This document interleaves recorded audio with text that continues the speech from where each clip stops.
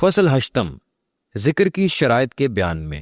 ذاکر کو چاہیے کہ وہ مکمل طور پر باوضو ہو اور شدید ضرب اور باطنی طور پر قوی آواز کے ساتھ ذکر کرے، یہاں تک کہ ذاکر کو ذکر کے وہ انوار حاصل ہو جائیں جو ذاکرین کے باطن میں ذکر سے پیدا ہوتے ہیں، اور ان انوار کے باعث ذاکرین کے قلوب کو زندگی اور حیات ابدی و اخروی نصیب ہوتی ہے، جیسا کہ اللہ تبارک و تعالیٰ نے ارشاد فرمایا لا یذوقون فیہا الموت الا الموتۃ الاولی۔ سورۃ الدخان آیت 56۔ اس جنت میں پہلی موت کے سوا دوسری موت کا مزہ نہ چکھیں گے۔ حضور علیہ الصلوۃ والسلام نے ارشاد فرمایا المؤمنون لا يموتون بل ينتقلون من دار الفناء الى دار البقاء۔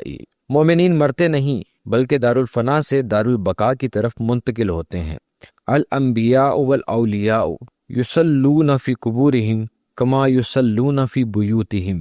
انبیاء اور اولیاء اپنی قبروں میں بھی ایسے ہی نماز ادا کرتے ہیں جیسے اپنے گھروں میں نماز ادا کرتے تھے، یعنی اپنے رب کی مناجات کرتے ہیں۔ اس سے مراد وہ ظاہری نماز ہرگز نہیں جس میں قیام، قعود، رکوع اور سجود ہوتا ہے، بلکہ محض وہ مناجات ہیں جو بندوں کی طرف سے ہیں، اور مناجات کے بدلے معرفت کا ہدیہ اللہ عز و جل کی طرف سے ہے۔ پس ایسا عارف زندہ قلب کی بدولت زیادہ مناجات کرنے سے اللہ تبارک و تعالیٰ کا محرم ہو جاتا ہے، اور اس عارف کے لیے موت نہیں۔ اس کی شرح میں لکھا گیا ہے، جیسا کہ حضرت سخی سلطان باہو رحمۃ اللہ علیہ پنجابی ابیات میں فرماتے ہیں، میں قربان تنا تو باہو قبر جنا دی جیوے ہوں، یعنی وہ مرنے کے بعد بھی اپنی قبروں میں زندہ ہوتے ہیں۔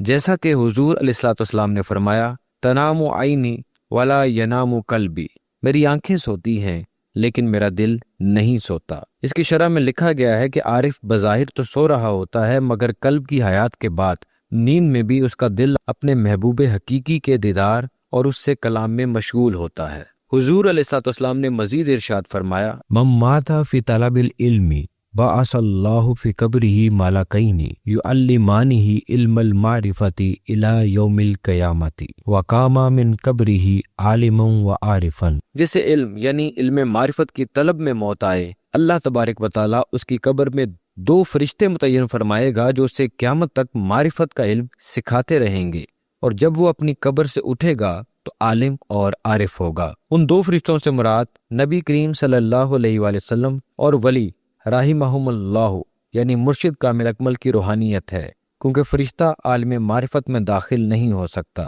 نبی کریم صلی اللہ علیہ وآلہ وسلم نے ارشاد فرمایا کم من شخص مات جاہلا وقام من قبرہ عالما وعارفا وَكَم من شخص مات عالما وقام یوم القیامت جاہلا او فاسقا ومفلسا۔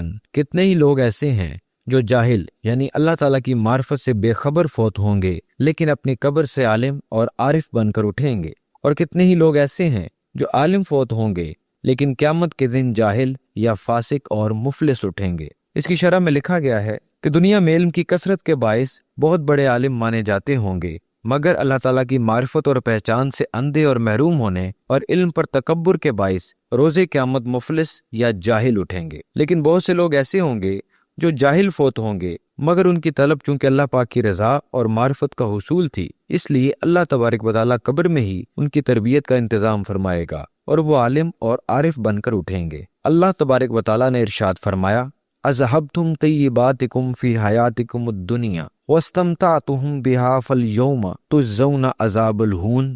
سورۃ الاحقاف آیت 20۔ اپنے حصے کی پاک چیزیں تو تم اپنی دنیا کی زندگی میں ہی حاصل کر چکے ہو اور انہیں خوب استعمال کر چکے ہو، پس آج قیامت کے دن ان دکھاوے کے اعمال کے بدلے میں تمہیں رسوائی کا عذاب دیا جاتا ہے۔ حضور علیہ الصلوۃ والسلام نے فرمایا انما الاعمال بالنیات، بے شک اعمال کا دار و مدار نیتوں پر ہے۔ نیک آدمی کی نیت اس کے عمل سے بہتر ہوتی ہے اور فاسق کی نیت اس کے عمل سے بھی بدتر ہوتی ہے، کیونکہ نیت عمل کی بنیاد ہے، جیسا کہ حضور علیہ الصلوۃ والسلام نے فرمایا بناء الصحیح علی الصحیح صحیح و بناء الفاسد علی الفاسد فاسد۔ صحیح عمل کی بنیاد صحیح نیت کے باعث صحیح ہوتی ہے، اور فاسد عمل کی بنیاد فاسد نیت کے باعث فاسد ہوتی ہے۔ اس کی شرح میں لکھا گیا ہے چونکہ اعمال کا دار و مدار نیتوں پر ہے، اس لیے اگر نیت یعنی بنیاد ٹھیک ہوگی تو عمل بھی ٹھیک ہوگا، اور اگر نیت ہی فاسد ہوگی تو عمل بھی فاسد ہوگا۔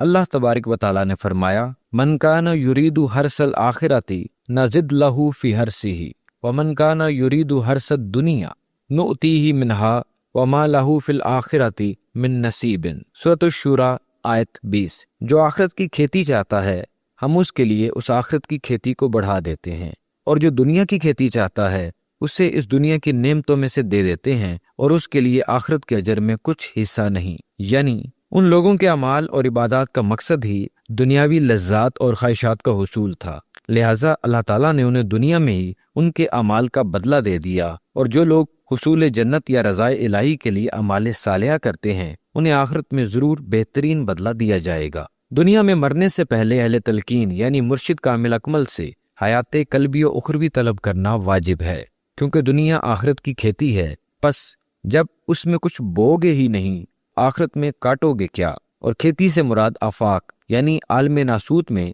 नफसानी वजूद की ज़मीन है।